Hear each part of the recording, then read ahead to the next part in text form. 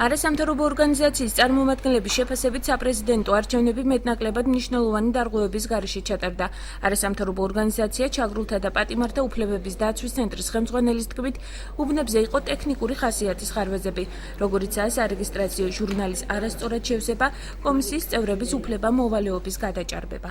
უმნიშვნელო არის დარღვევები, რომელიც დარღვევებით მათ შეიძლება არ იმოქმედოს საბოლოო შედეგებზე, მაგრამ ჩვენს მიერ ჩემი წარმომადგენლების მიერ სხვადასხვა უბნებზე დაფიქსირებული იქნა სხვადასხვა სახის დარღვევები.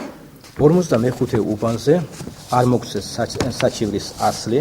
არჩევნების მიმდინარეობისას ახალგაზრდა იურისტთა ასოციაციის მიერ 5 ოლქსა და 60 უბანზე 30 საჩივარი დაიწერა.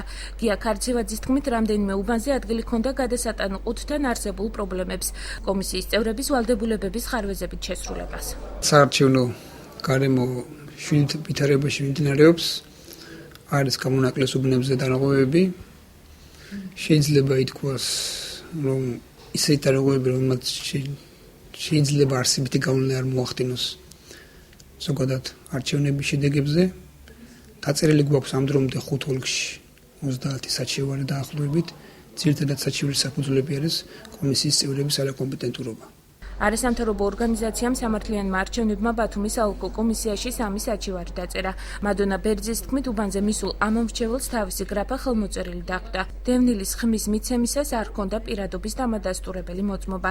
ერთ-ერთი მოქალაქე კი ბადაგასული პირადობის მოწმობით სარგებლობდა. ჩვენს მიერ დაიწერა საჩივრები ოლქში, 3 საჩივარი შევიდა საოლქო საარჩევნო კომისიაში, მათ შორის ერთ-ერთი ეხებოდა ჩანაწერთა წიგნში შენიშვნის დაფიქსირების ხელშეშლას. ზოგადად ეს ტენდენცია არის, რომ საუბნო საარჩევნო კომისიები რატომღაც ხელს უშლიან მეხუთე უბანზე დევნილის მოწმობის გარეშე აძლევინებდნენ ხმას დევნილებს, რაც არის დარღვევა.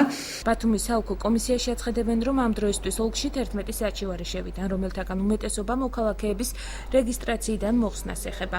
მალხას ბოლქვაძის თქმით, ყველა შემოსული საჩივარი განიხილება და რეაგირება მოხდება.